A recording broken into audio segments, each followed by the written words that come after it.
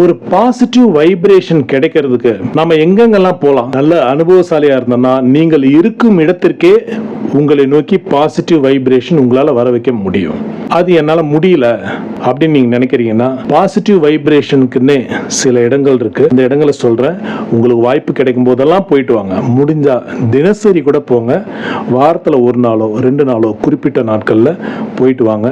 அதுல முதன்மையான இடம் உங்களுடைய மதத்தினுடைய வழிபாட்டு தலம். அது கோவிலா இருக்கட்டும், சர்ச்சா இருக்கட்டும், மாஸ்கா இருக்கட்டும், எதுவா இருந்தாலும் வழிபாட்டு தலங்கள் எல்லாமே பாசிட்டிவான வைப்ரேஷன் கொண்ட இடங்கள் ஆகும்.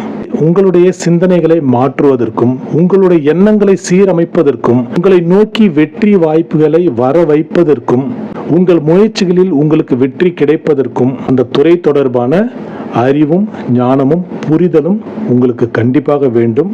அதன் கூடவே உங்களிடம் இருக்கக்கூடிய இந்த நெகட்டிவ் விஷயங்கள், நெகட்டிவிட்டி முழுவதுமாக அகன்று உங்களை சுற்றி ஒரு பாசிட்டிவ் வைப்ஸ், பாசிட்டிவ் ஆரா கிரியேட் ஆகணும்.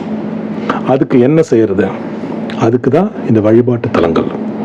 வாரம் ஒரு முறையோ இருமுறையோ, முடிந்தால் தினசரி காலையிலோ மாலையிலோ உங்களுக்கு நேரம் கிடைக்கும் போது உங்களுக்கு அருகில் உள்ள உங்களுக்கு பிடித்த ஏதேனும் ஒரு வழிபாட்டு தலத்தில் ஒரு 20 நிமிடம் அமர்ந்திருங்கள். நீங்கள் மௌனமாக ஒரு இடத்தில் அமரும் போது உங்களுடைய சிந்தனைகள் மேம்படும்.